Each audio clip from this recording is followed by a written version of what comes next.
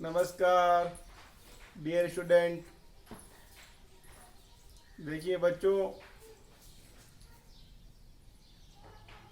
यदि आपको पढ़ना है तो आप बिल्कुल पूरे वीडियो को देखा करो, पढ़ा करो। क्योंकि मैं आप लोगों के लिए मेहनत कर रहा हूँ, जितनी मेहनत कर रहा हूँ। जो अगर कोई मैटर आपको समझ में नहीं आता है तो आप मेरे नंबर 94 61 61 24 84 पर संपर्क कर लें। क्योंकि ये जो भी हैं कि आप लोगों के भलाई के लिए मैं मेहनत कर रहा हूँ कि आप लोगों की पढ़ाई का नुकसान ना हो। और आप के सबके पास घर में मोबाइल है तो कम से कम आप पढ़िए और से भी कहिए जो आपके साथी लोग हैं कि बिना पढ़ाई के कुछ नहीं हो सकता। मैं और भी कितना ही मेहनत कर लें, यदि आप नहीं पढ़ते हैं। 21 सितंबर को स्कूल खुलने वाले हैं, परंतु कम टुकड़ों में आएंगे बच्चे। तो इससे कि आपका नुकसान नहीं हो, आप घर बैठे पढ़ें और पढ़ाई जारी रखें। आज जिस टॉपिक को मैं पढ़ाने जा रहा हूँ, मैंने मानव संसाधन वाला जो अध्याय 11 है, अध्याय 12 है सामाजिक विज्ञान का, उसमें से हम मानव संसाधन पढ़ रहे थे। और मानव संसाधन में जो है नेक्स्ट टॉपिक जनसंख्या समस्या। जनसंख्या समस्या। तो भाई जनसंख्या से क्या समस्या है, जनसंख्या से क्या समस्याएं हैं, क्या क्या समस्या होने वाली है, और तो इसके बारे में अध्ययन करेंगे। फिर दूसरा टॉपिक है साक्षरता की दर। भारत में कितनी साक्षरता है, कितने पुरुष साक्षर हैं, कितनी महिला साक्षर हैं। फिर राजस्थान की देखेंगे, कितने पुरुष साक्षर हैं, कितने महिला साक्षरता हैं। तो इनके बारे में अध्ययन करेंगे। फिर हैं बालिका प्रोत्साहन, बालिका शिक्षा के लिए सरकार क्या क्या योजना चला रही है। उन सब चीज़ों का आज इस टॉपिक में मैं आपको पढ़ाने वाला हूँ। तो बच्चों देखिए, समस्या तो जनसंख्या समस्या। भारत में जनसंख्या में प्रतिवर्ष होने वाली वृद्धि भी बहुत अधिक है। देखिए, जनसंख्या पैदा करना भारत का राष्ट्रीय खेल हो गया है, सीधी बात तो है। तो भारत में जनसंख्या में प्रतिवर्ष होने वाली वृद्धि भी बहुत अधिक है। जनसंख्या में अधिक वृद्धि देश की, जनसंख्या में अधिक वृद्धि देश की आर्थिक समृद्धि में बाधक है।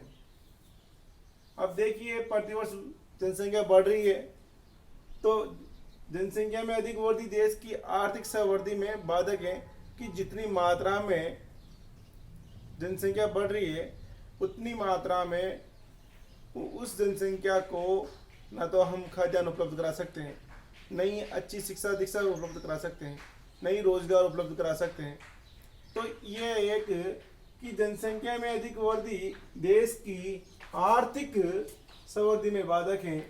तो कोई भी देश हो, यदि जनसंख्या लगातार बढ़ रही है तो कोई भी देश हो, उसकी जो आर्थिक समृद्धि बढ़ी नहीं सकती। तो आर्थिक समृद्धि में बाधक है। बहुत अधिक जनसंख्या के कारण जीवन की गुणवत्ता पर भी प्रभाव पड़ता है। अब अत्यधिक मात्रा में जनसंख्या होने की वजह से जीवन की गुणवत्ता है, यानी कि हर व्यक्ति को शिक्षा, रोजगार और भी चिकित्सा, ये सारी व्यवस्था, ये देश के संसाधन हर व्यक्ति के लिए उपलब्ध नहीं हो सकते। यानी कि बहुत अधिक जनसंख्या के कारण जीवन की गुणवत्ता पर भी प्रभाव पड़ता है। जो जीवन जीने की जो मायने हैं, जो स्टैंडर्ड हैं, वह हम हर व्यक्ति को उपलब्ध नहीं करा सकते बढ़ती जनसंख्या के कारण। अधिक जनसंख्या वृद्धि के कारण भोजन, कपड़ा, आवास, शिक्षा व स्वास्थ्य सुविधाओं जैसी मूल आवश्यकताओं को पूरा करने हेतु अधिक संसाधनों का उपयोग करना पड़ता है। अब अधिक जनसंख्या वृद्धि के कारण भोजन है, कपड़ा है, आवास है, शिक्षा है, स्वास्थ्य है जैसी सुविधाओं जैसी मूल आवश्यकताओं को पूरा करने हेतु अधिक संसाधनों का उपयोग करना पड़ता है। अब बढ़ती जनसंख्या के लिए इन सब चीज़ों का भोजन, अत्यधिक मात्रा में खाद्यान्न उत्पादन करना, कपड़ा है, आवास है और शिक्षा, स्वास्थ्य जैसी मूलभूत आवश्यकताओं को उपलब्ध कराना बहुत बड़ी समस्या है बच्चों। तो इनके लिए अधिक संसाधनों का उपयोग करना पड़ेगा, जो अत्यधिक मात्रा में संसाधनों का दोहन करना पड़ेगा, तब जाके इनके लिए इन मूलभूत आवश्यकताओं को उपलब्ध कराया जा सकता है। तो इससे तो अच्छा है कि जनसंख्या सीमित हो। इसके अतिरिक्त ये तो है सही, क्या क्या समस्या है, ये तो समस्या है भोजन, कपड़ा, आवास, शिक्षा, स्वास्थ्य सुविधा जैसी मूल आवश्यकताओं को पूरा नहीं कर सकते, अधिक संसाधनों का उपयोग करना पड़ेगा। इसके अतिरिक्त बेरोजगारी, गरीबी इत्यादि समस्या भी लगातार बढ़ती जाती हैं। ये तो समस्या है सही, इसके अतिरिक्त बेरोजगारी है, गरीबी है, इससे जुड़ी और भी समस्याएं हैं वो बढ़ती जाती है। अन्य भौतिक सुख सुविधाओं जैसे पीने का पानी, अन्य भौतिक सुख सुविधाएं जैसे पीने का पानी, बिजली, यातायात, आवास आदि की समस्या उत्पन्न होती है। अब देखिए, बढ़ती जनसंख्या के लिए हर व्यक्ति के लिए शुद्ध जल तो उपलब्ध नहीं करा सकते, बिजली नहीं उपलब्ध करा सकते, यातायात के साधन घट रहे हैं, बढ़ती जनसंख्या, घटते साधन रोज, आवास, इतने आवास उपलब्ध नहीं करा सकते, तो आदि समस्याएं उत्पन्न होती हैं। अब देखिए, भारत की जनसंख्या में मृत्यु दर में तेजी से गिरावट भी अच्छी विशेषता रही है। देखिए बच्चों, आज भारत चिकित्सा में, खाद्यान्नों में, इनमें आत्मनिर्भर हो गया, तो जो मृत्यु दर में, भारत की जनसंख्या में मृत्यु दर में भी तेजी से गिरावट भी अच्छी विशेषता रही है, ये अच्छी विशेषता रही है। परंतु जन्म दर में धीमी गिरावट जनसंख्या समस्या प्रमुख कारण है। परंतु जन्म दर में धीमी गिरावट जनसंख्या समस्या का प्रमुख कारण है। यानी कि जो जन्म दर है उसमें धीमी गिरावट दर्ज की गई है, यानी कि जन्म दर लगातार बढ़ रही है।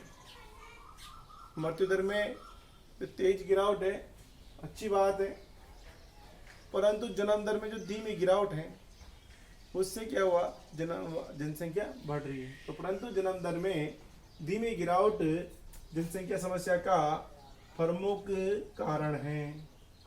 कौन सा कारण है? प्रमुख कारण है। अब नेक्स्ट आगे बढ़ते हैं। अतः जन्म दर में कमी करके जनसंख्या समस्या का समाधान किया जा सकता है। अतः जन्म दर में कमी करके जनसंख्या समस्या का समाधान किया जा सकता है। अब दो क्वेश्चन आते हैं कि भाई जनसंख्या समस्या का प्रमुख कारण क्या है। क्वेश्चन आ सकता है आपके 1 नंबर का कि जनसंख्या समस्या का प्रमुख कारण क्या है, तो जन्म दर में धीमी गिरावट, जन्म दर में धीमी गिरावट जनसंख्या समस्या का प्रमुख कारण है। ये क्वेश्चन यहाँ कंप्लीट हो गया। ये देखिए यहाँ पर कंप्लीट हो गया क्वेश्चन कि जन्म दर में धीमी गिरावट जनसंख्या समस्या का प्रमुख कारण है। अब दूसरा क्वेश्चन आ सकता है, जनसंख्या समस्या का समाधान किया जा सकता है तो जन्म दर में कमी करके जनसंख्या समस्या का समाधान भी किया जा सकता है। तो ये आपका ये समस्या है बच्चों। समस्या ये है कि बढ़ती जनसंख्या के लिए हम भोजन, कपड़ा, आवास, शिक्षा, चिकित्सा उपलब्ध नहीं करा सकते, रोजगार, गरीबी बढ़ रही है, बेरोजगारी बढ़ रही है। इसके अलावा बढ़ती जनसंख्या के लिए हम पीने का पानी, बिजली, यातायात, आवास भी उपलब्ध नहीं करा सकते। तो ये बहुत सारी समस्याएं बढ़ती जनसंख्या के लिए है। हाँ, ये बढ़ती जनसंख्या किसी भी देश की आर्थिक सहवर्ती में बाधक है, क्योंकि देश कितना भी आत्मनिर्भर हो जाए उनके लिए कैसे निर्यात कर सकता है विदेशों में, क्योंकि खुद जितना भी उत्पादन होता है वो अपने देश में खपत हो जाएगा। तो ये भी एक समस्या है। तो ये समस्या हो गई। तो ये आप तो ध्यान रखना कि भाई क्या क्या समस्या है। अब आगे देखते हैं साक्षरता दर। साक्षरता दर यानी शिक्षित। साक्षरता किसी जनसंख्या का बहुत ही महत्वपूर्ण गुण है। साक्षरता किसी जनसंख्या का बहुत ही महत्वपूर्ण गुण है बच्चों।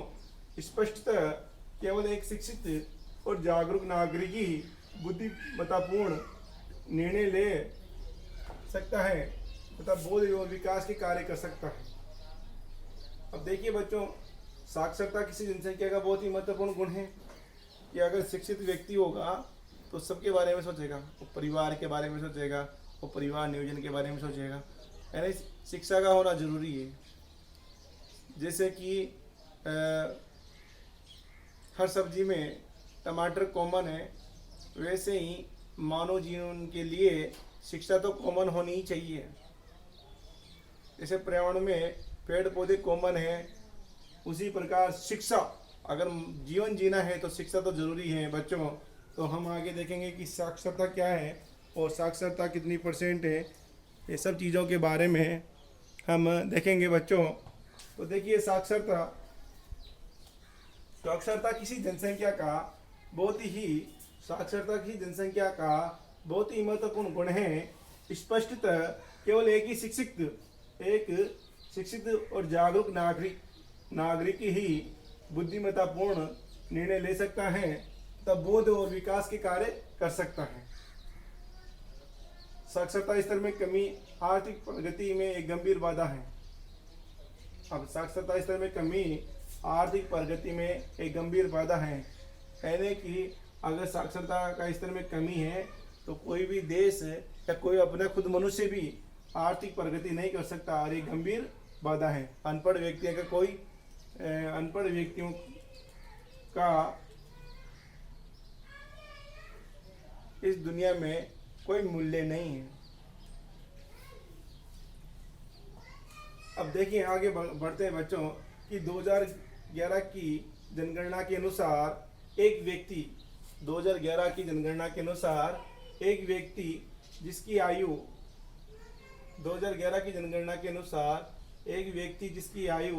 7 वर्ष या उससे अधिक है। 2011 की जनगणना के अनुसार एक व्यक्ति जिसकी आयु 7 वर्ष या उससे अधिक है, जो किसी भाषा को समझकर, लिखकर या पढ़ सकता है, उसे साक्षर की श्रेणी में रखा जाता है। यानी कि 2011 की जनगणना के अनुसार एक व्यक्ति जिसकी आयु 7 वर्ष है या उससे अधिक है, 7 वर्ष से 2011 की जनगणना में 7 वर्ष माना है कि जिसकी आयु 7 वर्ष है या उससे अधिक है, जो किसी भाषा को समझकर, लिखकर या पढ़ सकता है, उसे साक्षर की श्रेणी में रखा जाता है। अब भारत की साक्षरता में धीरे धीरे सुधार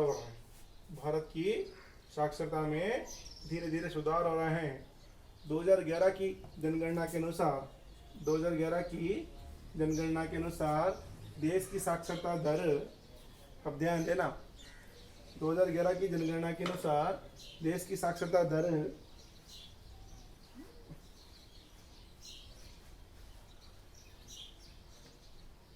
इसको ध्यान रखना, 2011 की जनगणना के अनुसार देश की साक्षरता दर 74.04% है। यानी पूरे भारत देश की कितनी है? 74.04%। अब जिसमें से पुरुषों की साक्षरता दर 82.14%। 14% कितनी है? 14%। यानी पुरुषों की साक्षरता दर कितनी है? 82.14% है। वो महिलाओं की साक्षरता दर कितनी है? 65.46%। कितनी है? 65.46%। तो भारत की कितनी है? 74.04%। इसमें पुरुषों की 82.14%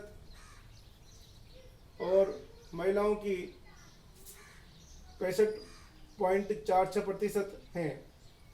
तो ध्यान रखना बच्चों, ये साक्षरता है कि भारत की साक्षरता है 74.4% है। पूरे भारत की कि कितने प्रतिशत लोग साक्षर हैं?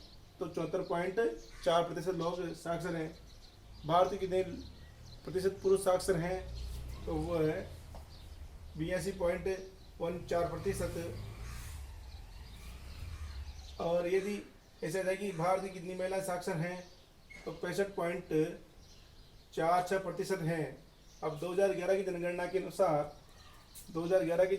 अनुसार सर्वाधिक साक्षर राज्य केरल है। 2011 की जनगणना के अनुसार सर्वाधिक साक्षर राज्य केरल है, जिसकी साक्षरता दर 93.91% है। 2011 की जनगणना के अनुसार सर्वाधिक साक्षर राज्य केरल है, जिसकी साक्षरता दर है 93.91%। तथा सबसे कम साक्षरता दर बिहार की है। 63.82%। कितनी? 63.82% है। तो आप ध्यान रखना कि भाई जो जिसकी आयु 7 वर्ष या उससे अधिक हो गई है और किसी भाषा को समझकर या लिखकर या पढ़ सकता है, उसे साक्षर की श्रेणी में रखा गया है। और भारत की साक्षरता में धीरे धीरे सुधार हो रहा है। 2011 की जनगणना के अनुसार देश की साक्षरता 74.04% है, और जिसमें पुरुषों की 82.14% है और महिलाओं की हैं 65.46% हैं। 2011 की जनगणना के अनुसार सर्वाधिक साक्षर राज्य केरल है, इसकी साक्षरता दर है बच्चों 93.91% है। तथा सबसे कम साक्षरता दर बिहार की है, यहाँ की है 63.82% है। तो ये आप ध्यान रखना, सबसे ज़्यादा किसकी है? केरल की, सबसे कम बिहार की। और पुरुषों की देखी थी। अब देखिए राजस्थान में 2011 की जनगणना के अनुसार, तो राजस्थान में 2011 की जनगणना के अनुसार 3 करोड़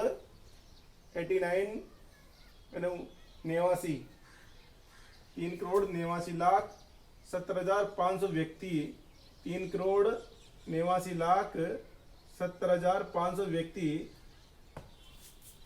साक्षर